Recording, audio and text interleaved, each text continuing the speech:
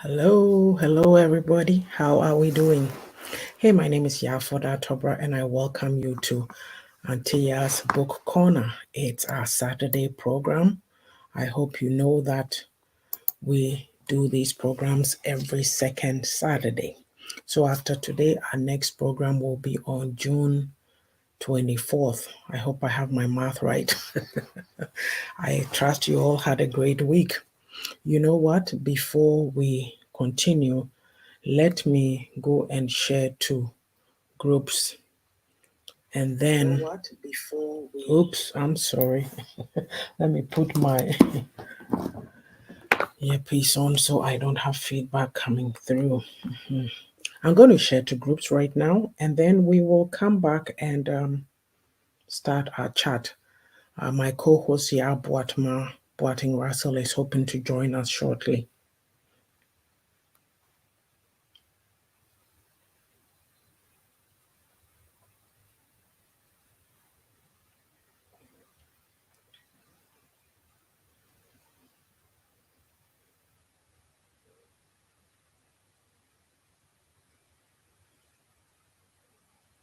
How is your year going? We're in the 6th month right now.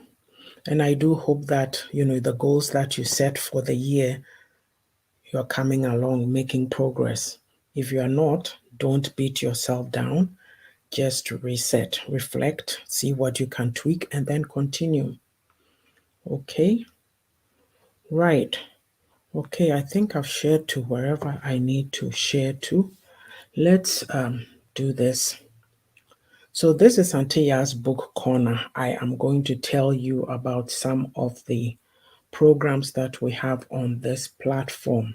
This is an inspirational, motivational, and educational platform. Feedback is appreciated, but we don't take insults. We are very progressive. We are in the business of learning. Life is continuous learning. It's not just the knowledge that you pick up in school. So we treat any number of topics. Right. So we have our Saturday Facebook Lives, and that is every second week. So we have 2 programs a month. Then I do beauty lessons with your favorite auntie. You see me do short videos from the book. And also we have a book read. So I'll do a topic from the book as well. And I have Own It with Your Own Ornithologist and Queen of Own It. That is an Amazon International best-selling book. I am an Amazon International best-selling author. There's Reflections from my first book, Reflections for a Thirsty Soul. That is short passages. And there's Bible verses to also reflect on. I do Question of the Day sometimes. And then also there's Auntie Yaa'S Nuggets. I pick, what do you call it? I pick a topic of interest pertaining to real life and I discuss it. There's pearls of wisdom from the Bible. I take a passage and share my insights from it. It can be anywhere from 5 to 20 minutes long. There's also a word for you, which is less than a minute long, a passage from the Bible, some nuggets that you can carry with you for the day. And also there's my unapologetic self. That is my 5th book. Let me see if I can show you the books. So here we are. Here they are. The first one is Reflections from My Thirsty Soul. Then I have The Beauty of a Woman's Heart and Refreshing for My Weary Soul. And this is Own It.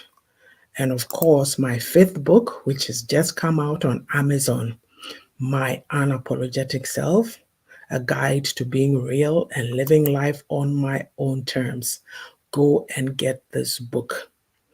It is on Amazon worldwide. I'm going to share the links for Canada and US, but if you go on Amazon, depending where you are, there's different countries that you can, get your book from.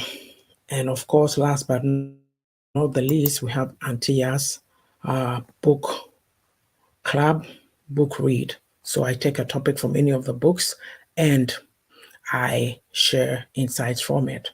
Last but not the least is Auntie Yaa'S Own It Academy. We provide book publishing and coaching services. Listen, if you have a story you need told, and you're hemming and hawing, or you're full of fear. You think you can't do it. I didn't think I could do it, but now I have 5 books. 5 books. It takes discipline, courage, believing in yourself, and pushing to do it. So see us and we'll help you write your story. As well, there's life coaching. Do you need help getting clarity in life? Are you willing to take responsibility and accountability for your life journey? See us and we'll help you through. Also, there's women empowerment that we provide. Women care and nurture everybody, but we don't take care of ourselves. So it is important to figure out where you want to go in life and then get on that journey. So with that, we are going to start. We've been doing a series called Demystifying Some Cultural and Religious Myths. So today, we are going to talk about, does religion contribute to a poverty mindset? Does religion contribute to a poverty mindset? Now, I'll tell you this. Let me give a context. So, my third book, Refreshing for My Weary Soul, it has a whole section on practical nyamesem. It's about, practical godly living. And it's about my insights that I share from the way we worship God in our community. And those are my sentiments only. And so from pages 1 to 52 is other topics, but 60 to about 106 is focused on that. So it tells me that there's a lot that we need to reflect on. So based on that, we're going to start with this. What is religion? Just give me a sec here. What do we mean by religion? I mean, I know that my Christian brothers and sisters will come and argue with me that Christianity is not a religion. For the sake of this discussion, I'm leaving it at the broad topic. We'll call it religion, and then we'll have our discussion. So let me just do one more. There's somebody that I forgot to send this to, so I'm just going to do that.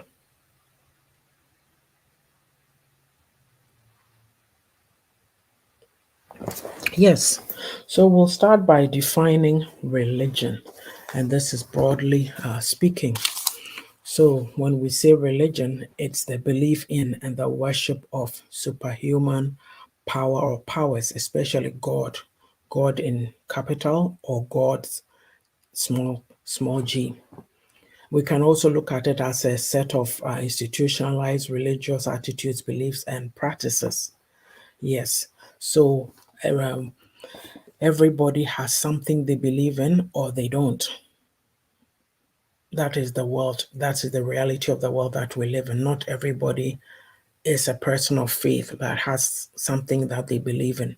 That is their choice. Everything is a choice. We all have that choice. So we're making that demarcation, okay?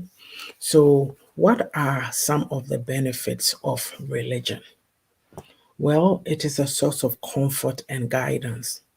It gives people something external to themselves to look up to believe in, and to seek guidance from. Everybody has their religion. My take on it is that if you don't know what is involved in somebody's religion, you can't go and judge. If you want to be a judge, go read about it and find out what it's all about before you start to judge. So for me, as a person of faith, for example, I'll say I take comfort from the verses in the Bible. They relate to the real world. So if there's anything going on, say I'm disturbed about something, I'll go and seek verses on peace. So that's the comfort and the guidance that it brings. Also, it provides a basis for moral beliefs and behaviors.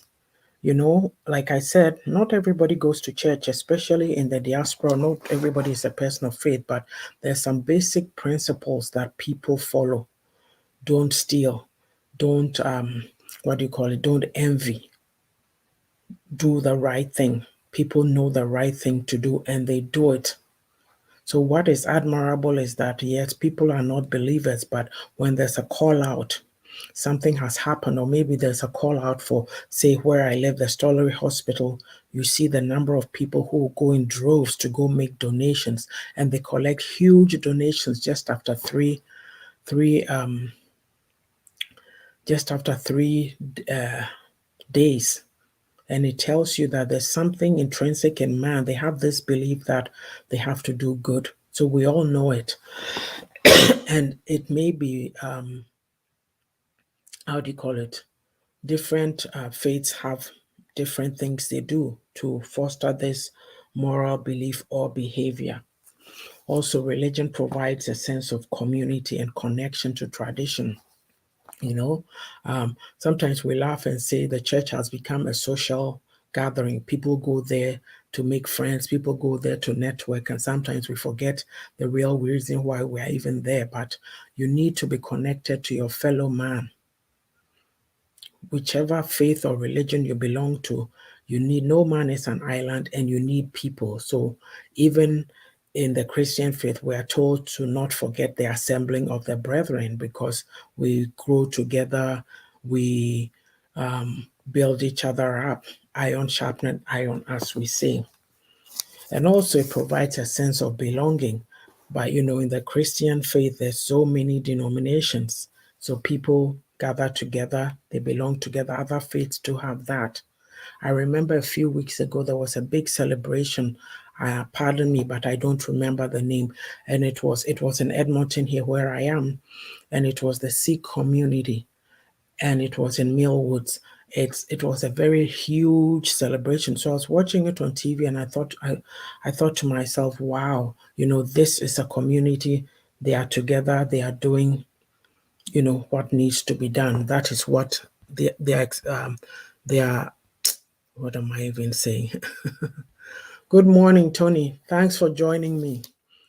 So if you've just come on, we are talking about the benefits of religion. Our main topic, or our main series that we are doing, demystifying some cultural and religious myths. And so the topic today is, does religion contribute to a poverty mindset? So I've explained what religion is, and I'm talking of some of the benefits. So it's also a positive influence on mental health. Take it whichever way you want, but it is.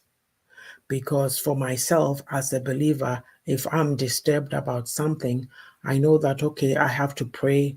I'll read my word. Like I said, if I'm disturbed, things are going on and you're getting stressed out, I'll go read a passage and find some comfort. So it should be a positive influence on mental health. But you and I both know that sometimes that does not really happen. Sometimes people will go to church to find comfort, and they come away more disturbed. Yes. So what are some of the disadvantages? What are some of the disadvantages? Well, there's things like prejudice. People look down on each other or look down on other religions. There's oppression. I always talk about culture versus faith in my environment, and I always say that each time the culture wins out. But the thing is that sometimes too, when you look at the status of women generally, it becomes a question of what do you call it? Sometimes women are put in the background because of some of these things. Yes. So anyway, and then of course there can be abuse of spiritual authority. And then the other thing is that religion might absolve people from personal responsibility because there's a God out there. Oh, God will help me. God will help me. I believe in God. So they won't go out and do what they have to do. Yes. And it can be a form of escapism, escaping from the realities of life, not deal with real life, or people get this Pollyanna mentality that everything has to be perfect. Meanwhile, you and I both know that in life, there is, what do you call it? Things don't always flow as they should. It's Life is full of ups and downs, and sometimes we can't accept that reality. So it becomes a problem. And, because of some things that have happened, many people too walk away from their faith. So let's say I'm going to go to benefits of religion is what I was talking about.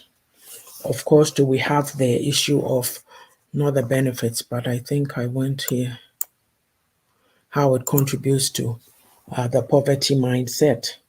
We have this belief that manna will fall from heaven, and it doesn't anymore.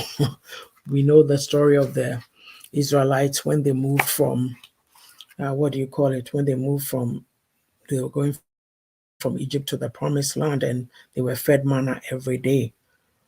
So some of us, especially I have to say people from my community, I find that those of us in the African circles, we seem to be more religious than other people because what I know is this: there's the people who brought us the faith, they believe in the principles and they make it work for them.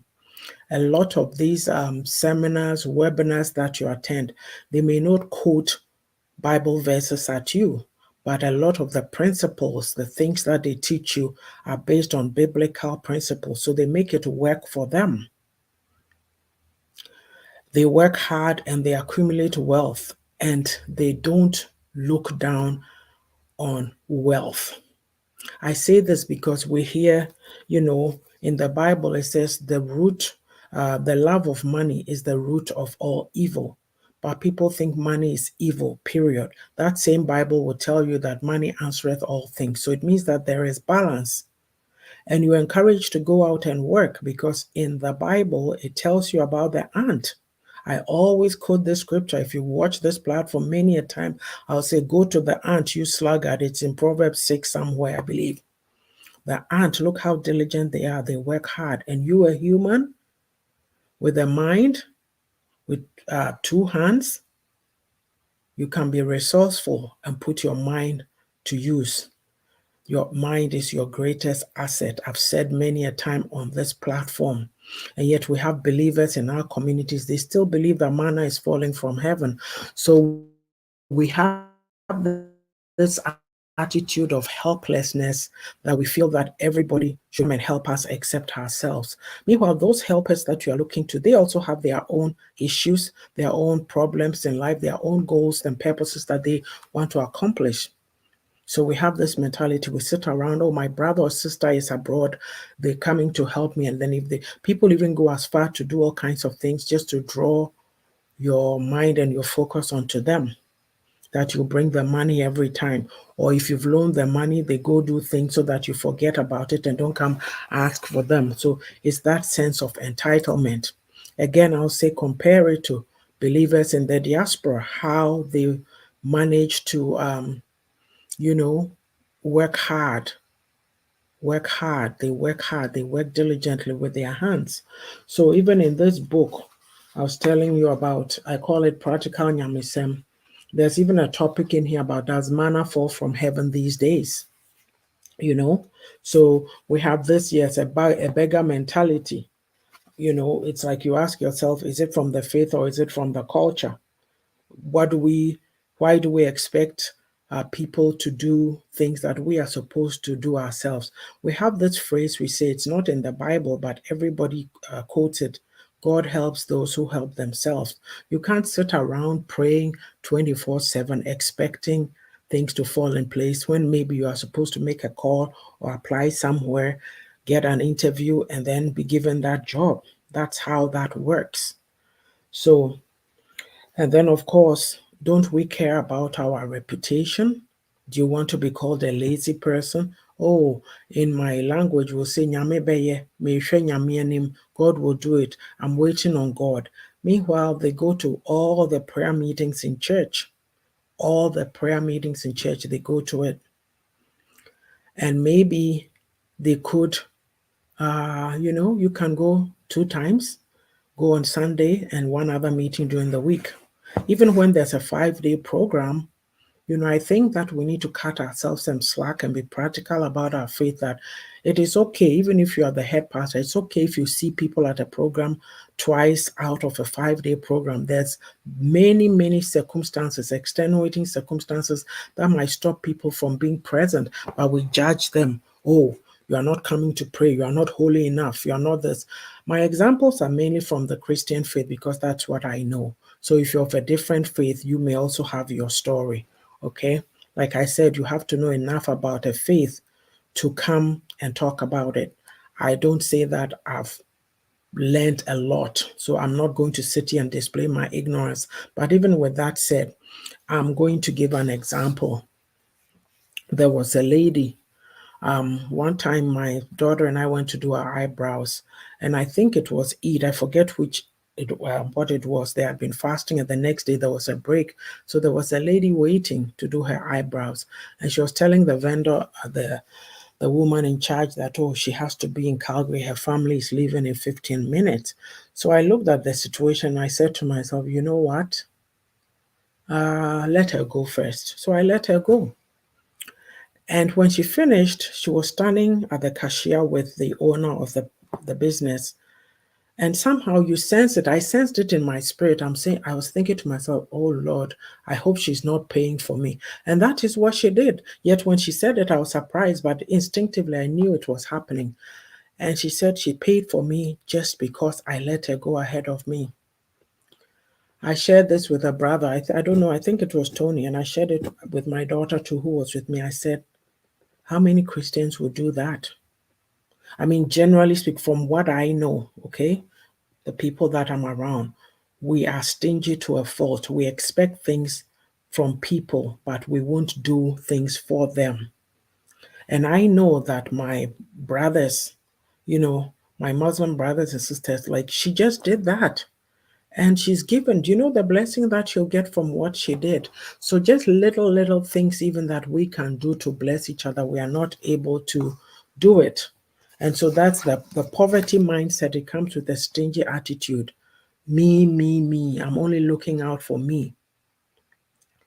And this kind of attitude, it affects you in a lot of ways because there's the manna will fall from heaven mentality. It affects your work ethic. A lot of times when those of us who are in the diaspora, for example, I've heard many complaints that when you give money to people to do things for you over there, they are so slack about it. Sometimes you don't even get any benefits to them for your investment. Your business will be run to the ground just like that because of the attitude that people have. And I'm not saying that everybody is like that. What I'm finding on social media is that when you go on platforms where my community is having discussions, people tend to get very defensive. The truth is the truth, and we need to be able to speak it. Like yesterday, there was a discussion going on about an incident that had happened in the US. And so some guy wrote there, oh, here's the Ghana bashing again. It's not the Ghana bashing. You are speaking the truth of what you see. And we can only get better and move forward if we're able to be honest, take critical looks at ourselves and say, no, this is wrong. This is not going well. Let me make a change. You can't expect to stay the same and think that progress will come to you. You are getting left behind. So these are some of the realities that we have to deal with. The work ethic, when you are supposed to be at work at 7 a.m., you better be there at 7. I was listening to there's this book that one sister Mandy had shared, 365 Days of Self-Discipline by, is it Martin Meadows, if I have the name right? And I was listening to it yesterday, and it was given the example of, hey, you want to do something, are you going to sleep and feel lazy about getting up to go to work? Or are you going to wake up at 5 o'clock and work on your side hustle before it is time to go to work? I laugh now because I am retired. When I was working, I used to finish work, and then the 3 hours that I had after work, I would use it to do my personal stuff, like my book writing, book coaching, whatever it is, right? But now that I'm retired, I'm not using, I used to cry those days, cry just in quotes, say that, oh, I wish I'll be so happy the day that I have my 7.5. Now I have it. Am I using it fruitfully? No. But then somebody might tell me, cut yourself some slack. It's not even been 2 months since you retired. you'll get that it's okay. Like you need to give yourself a break after working so many years. It's okay. But I'm using it to give the example that if you want to push in life, you'll make time. A lot of times you tell people to go things, oh, I don't have time, oh, the money. There's so many excuses are keeping us trapped, keeping us stuck in a rut. Okay, because the same Bible that we read, you know, like you have to work hard. So why on earth would you still think it's okay to sit down expecting somebody to come and help you? Look, usually when people come, people will only help you if they see you making efforts on your own behalf. I watched this program, I don't remember the names, but it's on TV, and a bunch of people come and talk about their inventions, and the panel is business people, rich people, whoever, and so they come and pitch their product. And if the panelists like what they are hearing, they'll pitch and give you some money and take a percentage of the profits. So that's how it works. They see that you are helping yourself. There's a young lady, I think, and her boyfriend. They came to pitch a product. I forget what it was now. Their parents had passed away, and she had two other siblings. And yes, because of that, they are wealthy. So it's ideas. Your mind is your greatest asset. I don't think that we were given a mind just to put it to sleep. You have to use it. You have to use it. Look, I'm talking. I've been so lazy. I have these, what do you call it? I have a lot of audiobooks, and I listen to pieces here and there, but I'm not very consistent. And now I've told myself that I should be. The audio that I was reading yesterday, it told the story about, are you too comfortable to face a problem, right? And then it talks about choices.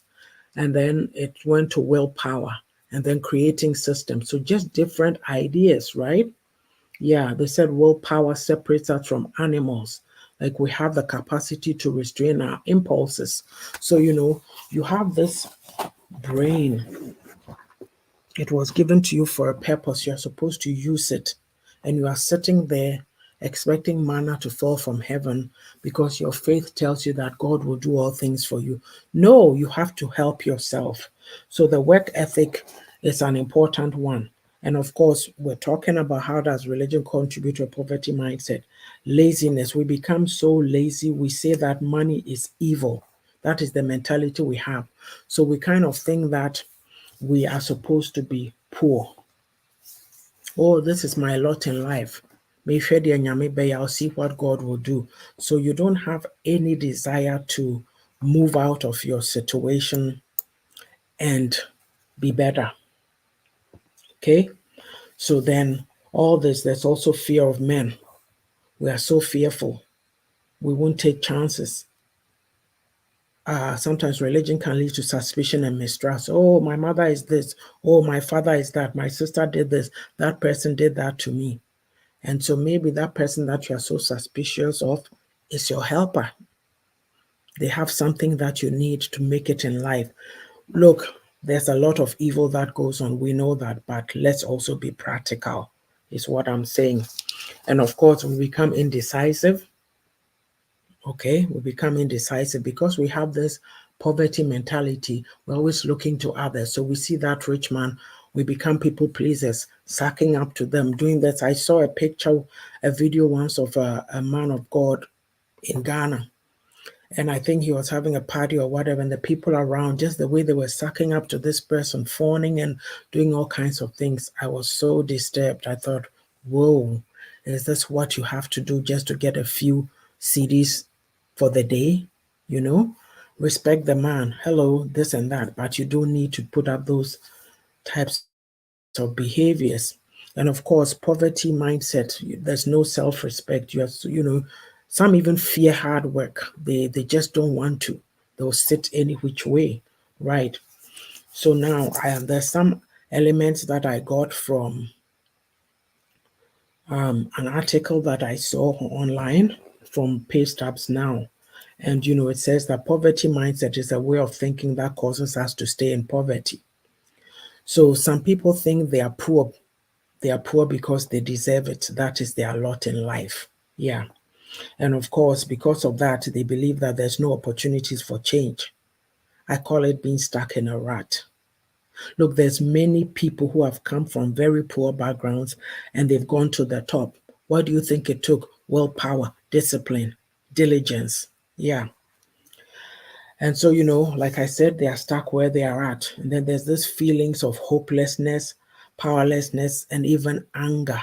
They start to resent people who have made it. So in our community, when you see people working hard, others ascribe some evil to it. Oh, they probably went to a juju man to do some incantations and concoctions. That's why they are rich. They refuse to acknowledge that this person got where they are by dint of their hard work. Yes. And of course, too, poverty mindset leads to poor self esteem. You don't believe in yourself, it lowers your self confidence. And then, too, it involves self sabotage. You tell yourself, this won't work. This is not going to work. I can't do it. This and that. So it goes on and on. You sabotage yourself, like you don't attract abundance with the mindset that you have. Oh, this won't work. Any idea you throw to them, oh, it's not going to work. I can't do it. And of course, I mentioned it earlier, they have a negative attitude towards wealth. They see it as evil. So if they see people working hard, they see them as evil. Oh, they are working too much. We don't even see them in church. Maybe that person had to work. There was a deadline they had to meet at work, and they were going to meet it regardless. They couldn't come to church for that reason. It's not like they are not there every other time, but this is a priority, so they had to be there. And so work, you know, was more of a priority at that particular time. And of course, too, because of these attitudes, we're unable to vibrate at a higher frequency to attract, wealth to us, to attract riches. Look, you've seen that person who is so bubbly. Hey, they're talking, everybody is all drawn to them. That's what we're talking about. When you have high energy, you feel positive. Oh, I can do this. Yes, I met a challenge, but it's just a hiccup. I'm going to go ahead. I'm going to push. Right. So there's nothing wrong with pushing in life. No. And of course, too, we have this poverty mentality syndrome here. It can creep on anyone. Oh, I can't do this. A lot of us, we've only just done our 9 to 5s. Look at the society right now. Different streams of income everywhere you go. You keep hearing this message everywhere. And so if you're going to rely, and life is changing, you're going to rely on your 9 to 5, you ain't going to get anywhere. So, and of course, to this attitude, poverty mindset can be acquired passively from your social environment. Yes. In my community, as I was saying, people think that, oh, you don't have to work too hard. We can't do it. It's okay. Then we do it biara biara. Biara biara means anyhow. So a lot of times there's people who say they've gone back home from the diaspora, somewhere the diaspora, and they have these diaspora mindset of how things should work. They go back and they are giddy, giddy, giddy, giddy, and then people clip their wings. Oh, well, who do you think you are? This is how we've always done it. So before you know it, you also sink into that passive mode.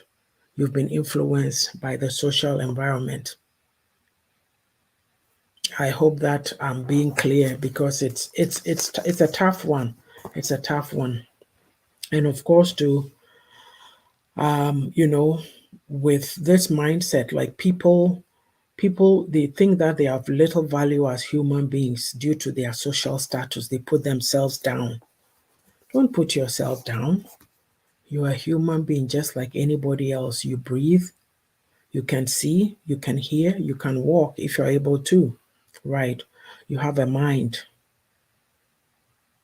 Do you have some idea that can bring you, like, help you to innovate, help you to create so that you be a blessing or be an impact to somebody? There's something that you can do, but the poverty mindset limits you, it restricts you from doing that. Oh, hello.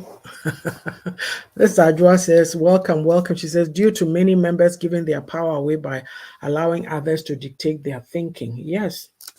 And of course, there's those who believe that nothing will ever change. This is how it is. So they sit there, and then of course you find somebody, maybe people will have 10 kids and they think that somebody else should come and take care of the kids. Is God who gives children, but they don't stop to think that, okay, I have to plan this. This is my life. I need to plan this out because I have a mind that I can use to be productive. And then also, of course, they make peace with it. It won't change. So they are sitting there. And when they see you fussing and struggling and pushing, then they say negative things to you just to draw you back. Oh, this is how it is. Just stay here with us. No wonder there's the crab syndrome. Hello, Miss Sage. Welcome, welcome on board. And of course, they think that, hello, Sister Adra, they think that learning, progress, and social mobility are out of reach. Says who? Says who? Listen, I don't know if I shared this. My sister had her 50th birthday last week, and I sent a video back home. I was just standing in my basement here talking off the cuff for 15, 30, 13, almost 15 minutes. And the one thing I said in there was humility. I said I learned humility from my father. My father was a humble man. He comes from Akrokeri. Well, he's Achim, and then Akrokeri. Yeah, because I know he was, at one time he was running after the the Achim stool. So his mother was from that side and his dad is an Ashanti Akrokeri in that area. So this person who's lived in Obuasi, I don't know, right? We went to secondary school. He met my mom, a poor person from that poor background, yet he was able to come to Canada and go to McGill University and study, right? To be an engineer. I'm giving that example. I look at his background.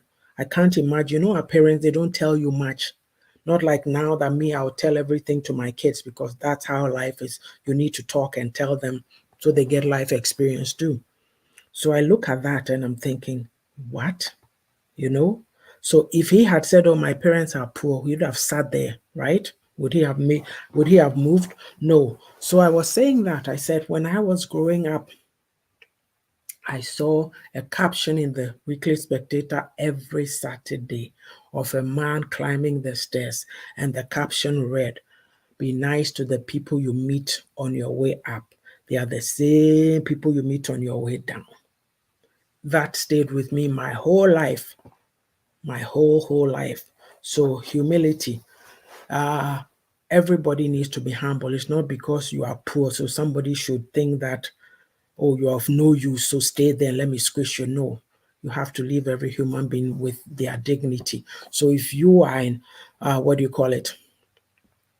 in that situation, you start by looking at yourself. Yes, you say maybe you're a believer. You were created by God. He doesn't create junk. Believe in yourself. Believe in your worth. Yes, I'm poor, but it doesn't mean that I'm any less a human being than the rich man walking around there. And you tell yourself, well, if they can do this, I can also do it. You push yourself and you try. Sister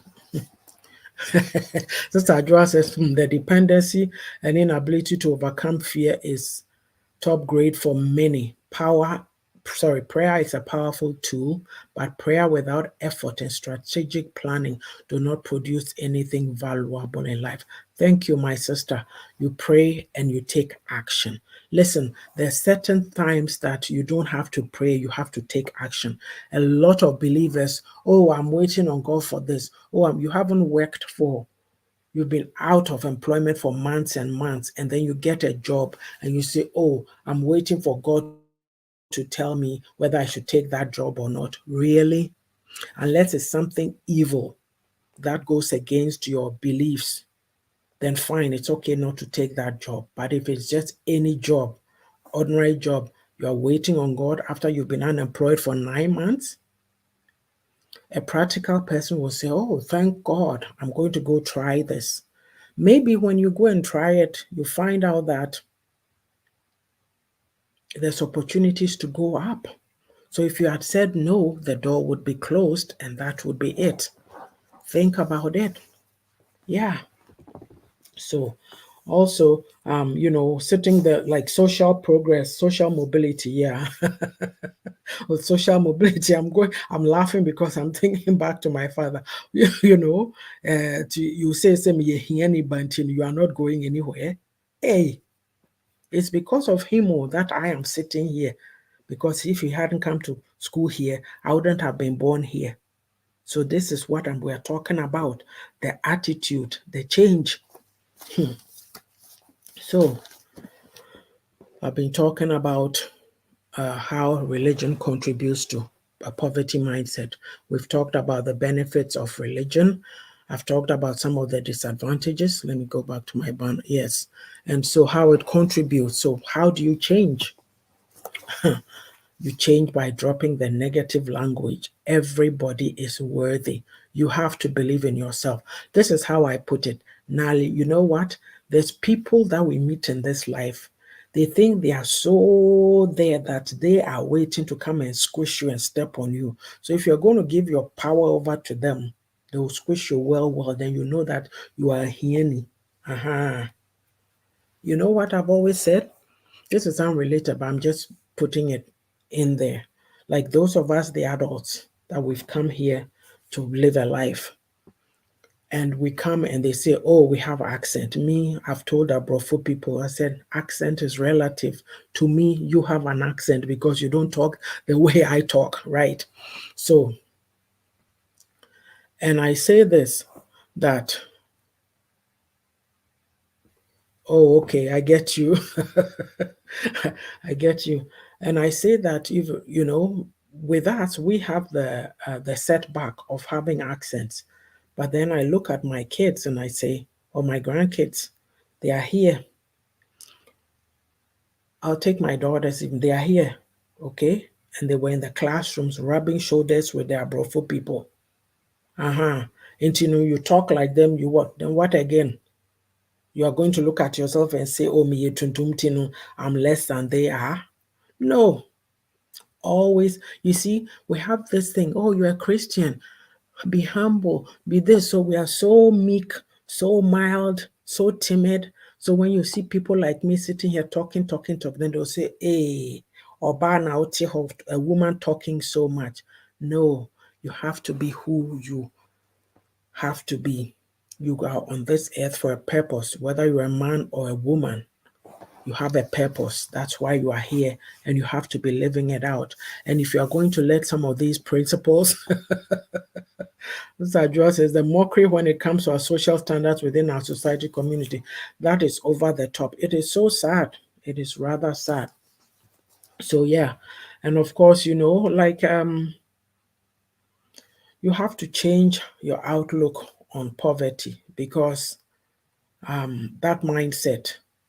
You shouldn't think of yourself that my value depends on what my net worth is in the bank.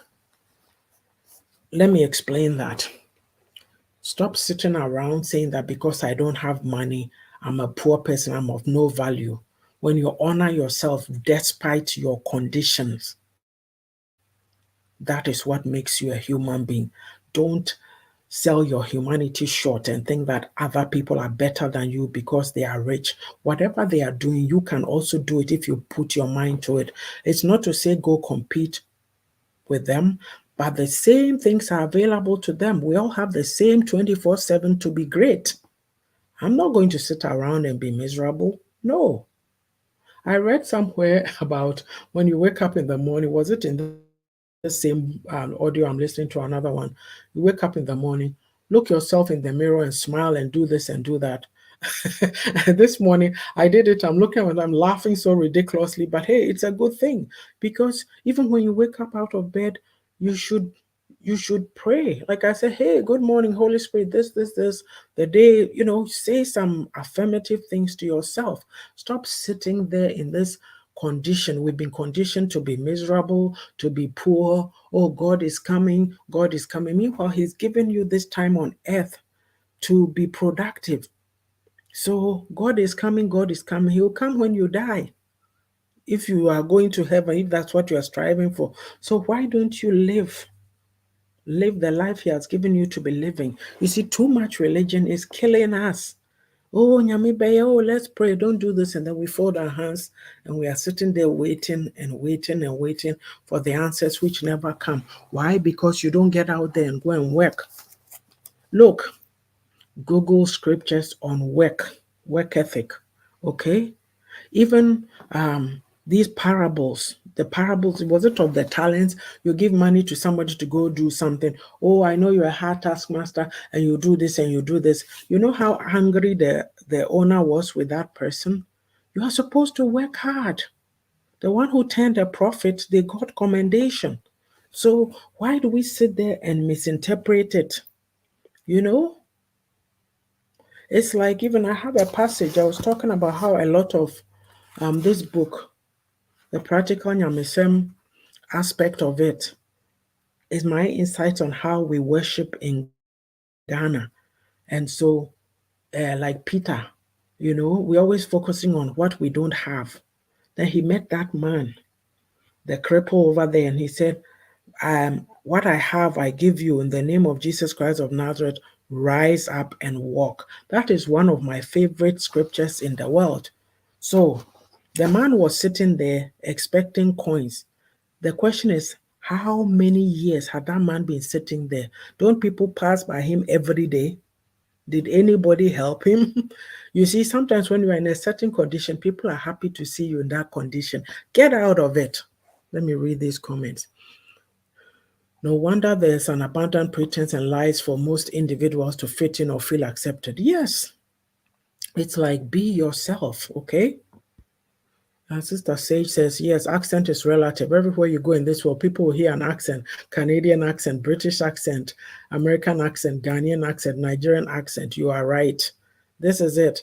I have told you many times, you go into an office and you speak, they heard you and they go, pardon me. And then I open my mouth and said, I said, I want this form. And then they look foolish.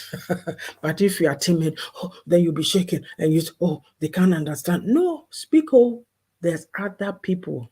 They don't look like us, but they have accents and they are managing. So speak. Yeah. And so then too, we have to get rid of the excuses. Yeah, excuses. So avoid it, right?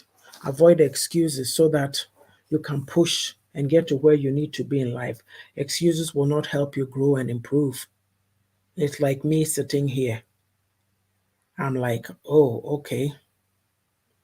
The 7.5 hours that I was crying about, now I have it. I'm not using it as I should. But hey, it's only been 2 months since I retired, so I need to also rest. But then sometimes I'm reflecting in my mind, oh, yes, I have to do this. I'm going to do this. I'm going to do that, right? It's like, we'll break for commercials. I have to, let me see. Oh, okay. I thought it was my son coming to tell me that my grandson's game is canceled, because yesterday it was canceled because of air quality, the air quality advisory, but today is still on, so we're going to go. But then, this Adjoa says, accent is actually sexy pie, and I agree with your point, my dear Miss Sage. Yes, Adjoa is changing things on you, Mr. Dear Sister Sage. Okay, so let's do this. We're going to go to commercials. I'm trying to find my links to share. Radio, give me a second. I made sure of this, so tomorrow I'll be putting this out. Okay. I want to put the links into the chat so that people who come along can see it.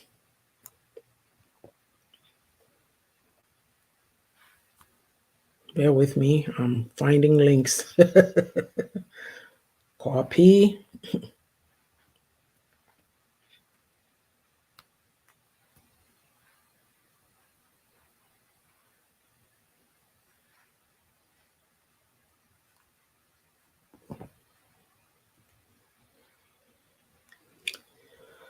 So, it is with great pleasure that I announce that my fifth book, My Unapologetic Self, is now out on Amazon. It is a guide to being real and living life on my own terms. Hey, munim nipa bre abre. You know what? Some of these things that we're talking about, poverty mindset will not let you push in life. People will label you, tie and feather you, and put you in a box. Like that is where you belong. But when you get out, freedom. I never set out to write a book. I never did. I thought it was beyond me, way out of my league. I would write, post, and post it on Facebook, do all kinds of little things, joined Christian women's group, different groups, reposting there. That was it.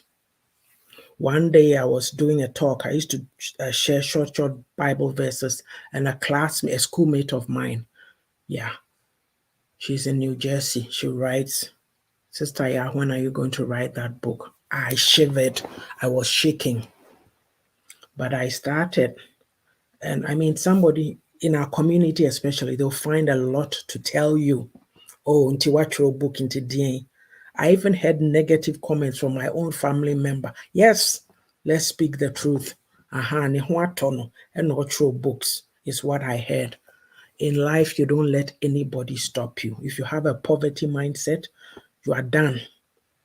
Close the box.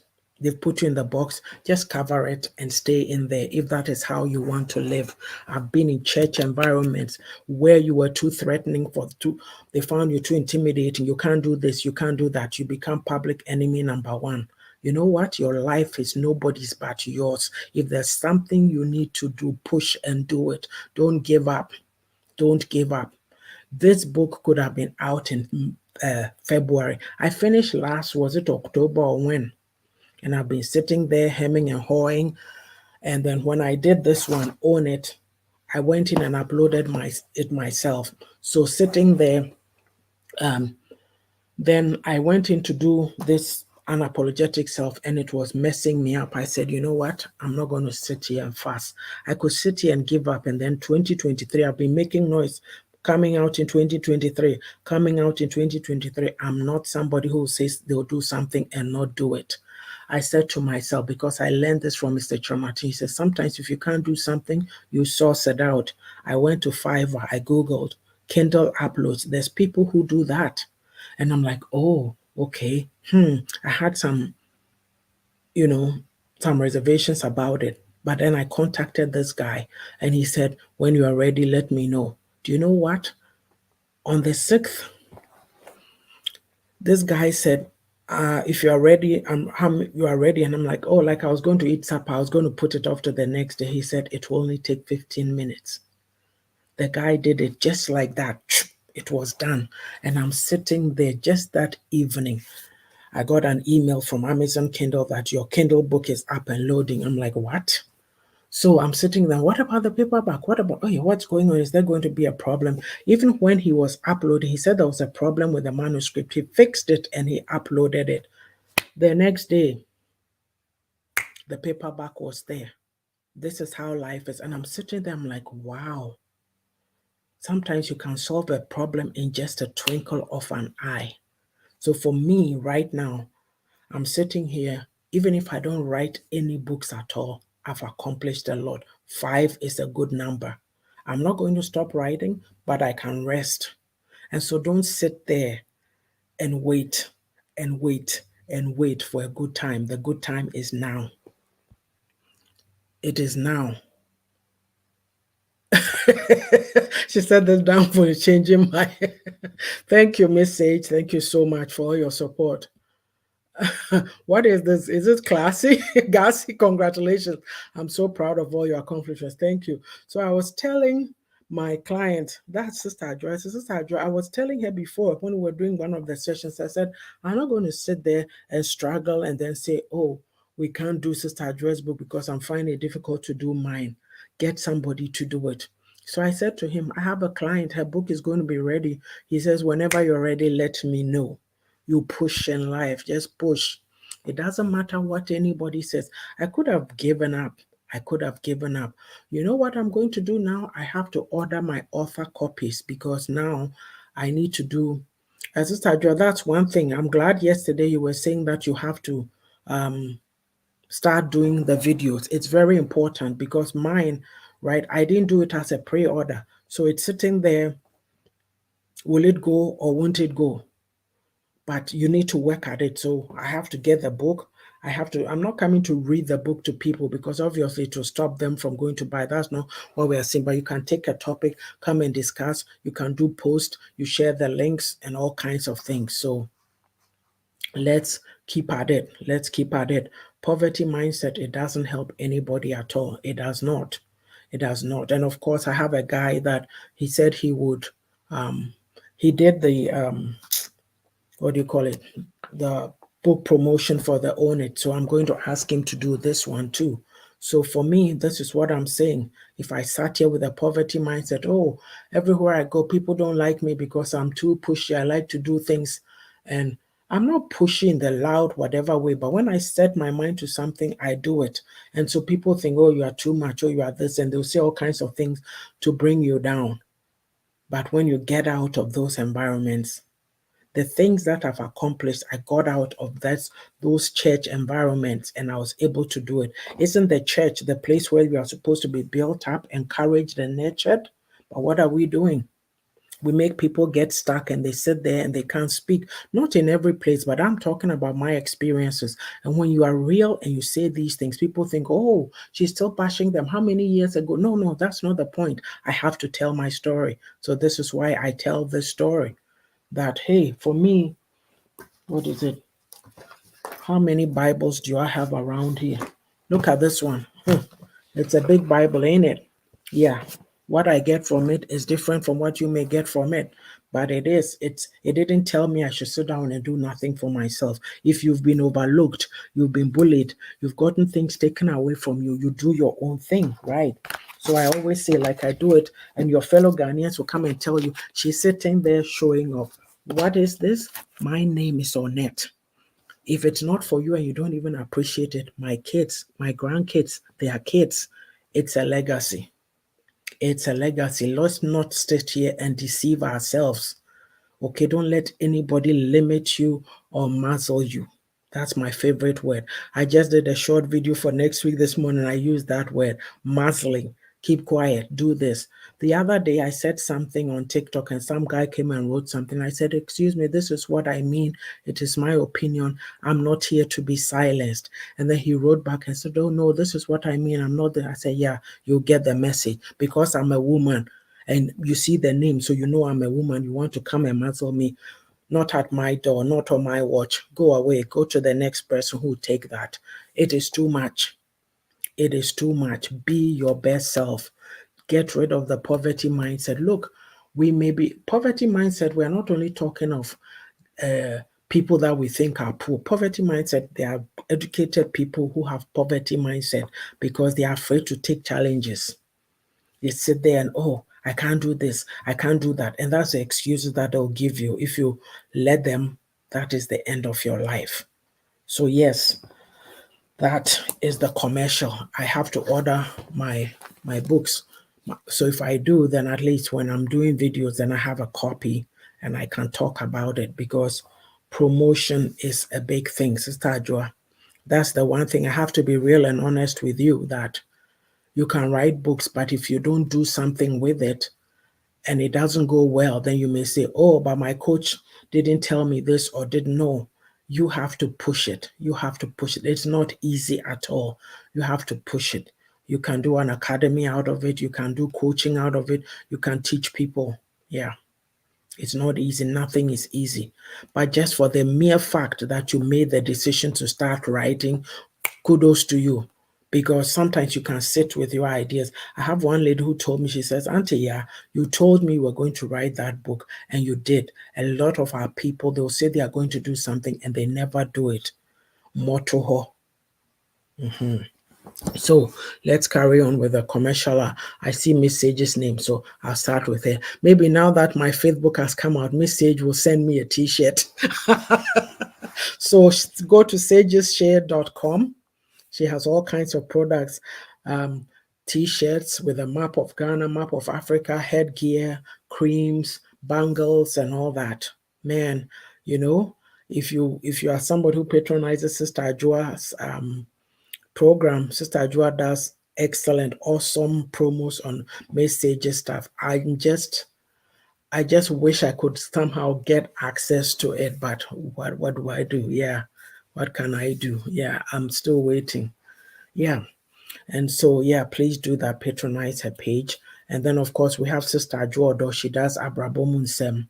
So yesterday she had a program, and today she's going to be with Reverend Samuel Okoso. Reverend Okoso is very knowledgeable, has a lot of insights, wisdom. Oh, the nuggets. Oh my goodness! But I'm going to miss today. I'm going to watch my grandson's game at 1:00.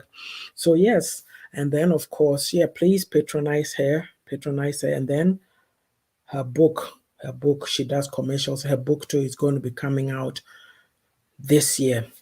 We're crossing our fingers. Yes, we have to work hard. Sister Ajua, yesterday, as I was listening to my new audiobook, I was taking notes from what I was listening to, but I flipped the back page and I said, let me do a list of things that you and I need to get, because in life you always have to write things down, plan, so that we know what we need to get done. So I will type it up nicely and I'll send it to you. This is what we have to do to get where we want to get to. Yes. So today she'll be with Reverend Samuel Okoso. Also, she does a lot of videos during the week. She's on this exercise regime that, oh man, I need to exercise too. So maybe I need to find time and go watch some of them. You try and go walking, but sometimes now it's so hot. These last 2 days it's been so hot, 32 degrees, 30. Walking in the heat is not my thing. Anything 25 degrees and below, I'm good.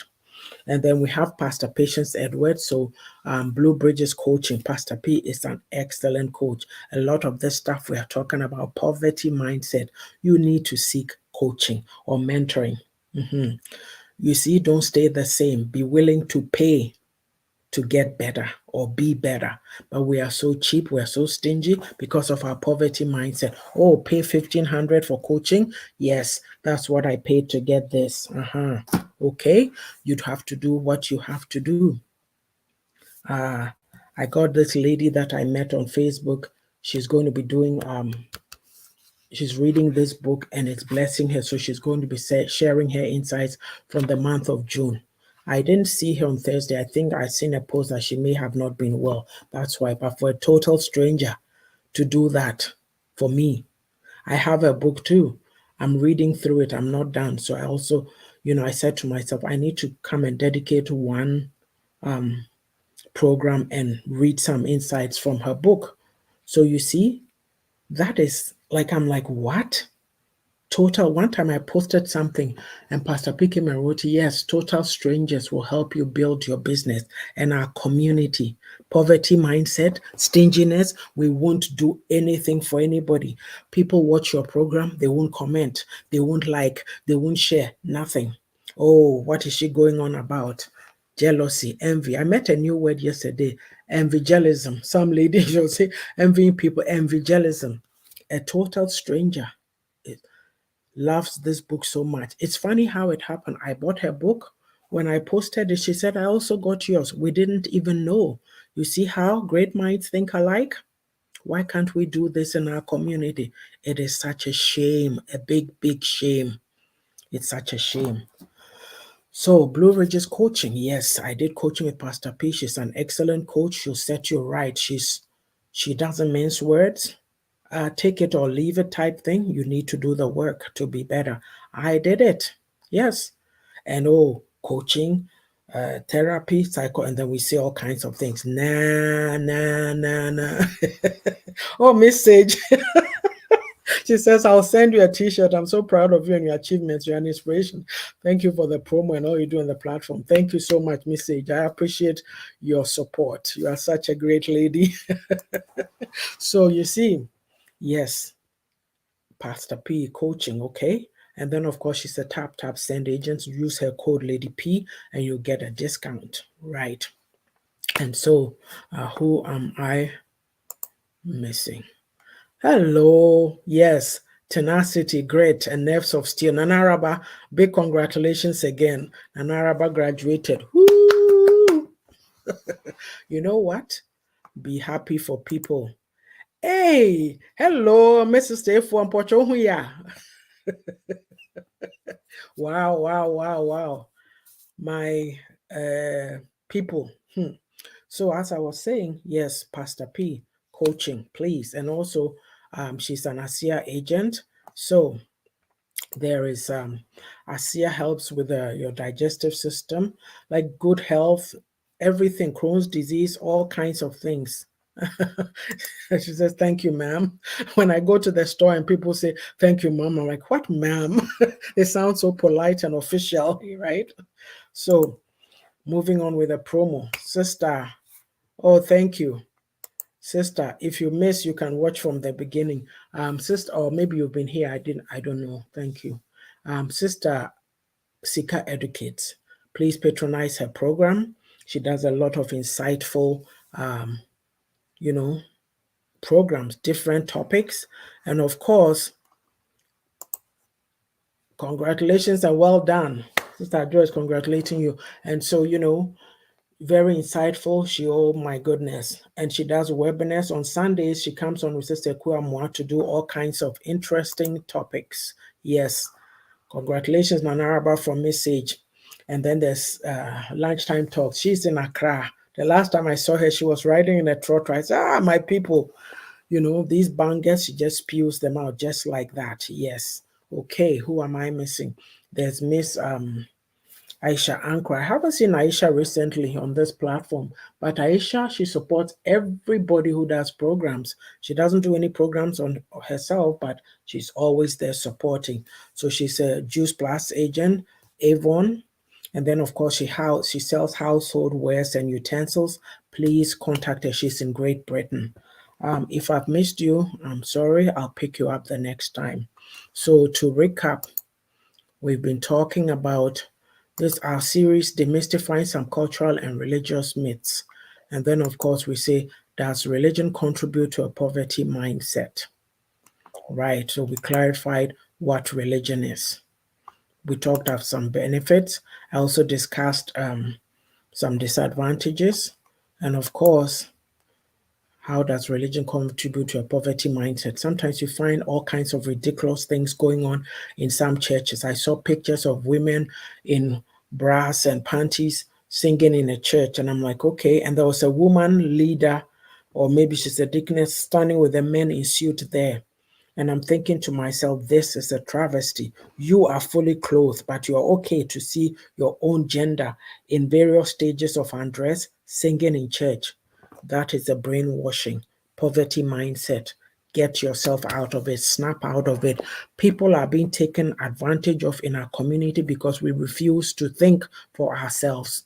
And when you're in these church situations and you speak up, they'll pray for you to die. When you leave certain churches, they'll pray for you to die. Why? Because you've gone against them. Is it God's authority or is it man's authority that we're under? So you need to be discerning. Like I said, here's this, my Bible. I don't even use it that much. I use another Bible, but Charlie, every time I'm always pushing myself that read more, learn more. Well, I come and talk about things from the Bible. So Nanaraba says, thank you to you ladies. And so you always have to be knowledgeable. If you're coming to talk to somebody from the Bible, you need to know what you're talking about. Use that as an example. By the same vein, if you want to get ahead in life, you need to better yourself. This topic It's not been exhaustive. I haven't tackled everything, but I shared highlights. I appreciate you all being here today. Thank you all for your support. And you know what? Don't give up on life. Keep pushing, keep pushing, keep pushing. I'll never stop saying it. Just keep pushing. Okay. And again, please get your copy. Get your copy of my Unapologetic Self on Amazon. And please do me a favor when you get your copy, share it.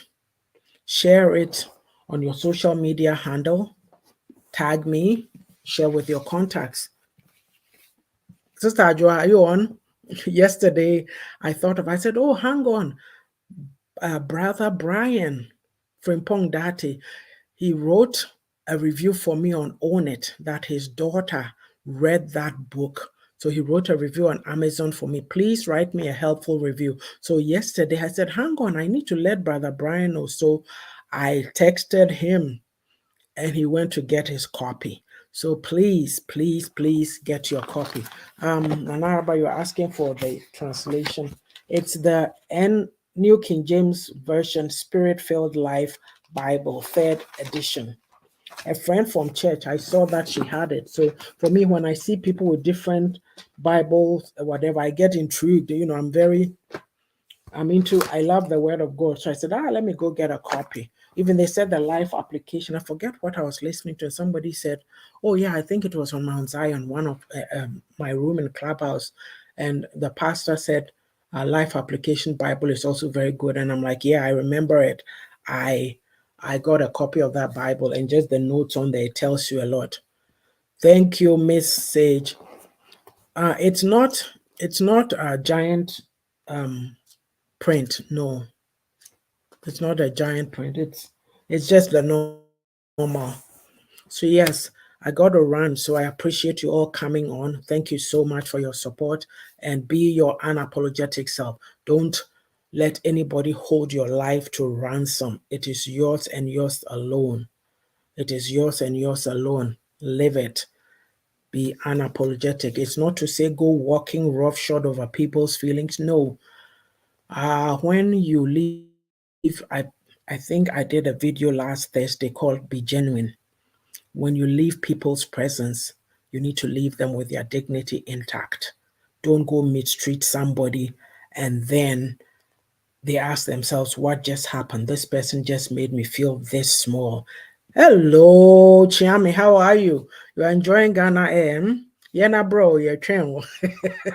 Take care, okay? Thank you, everybody. I appreciate you all so much. Love you. Have a great weekend. Bye-bye.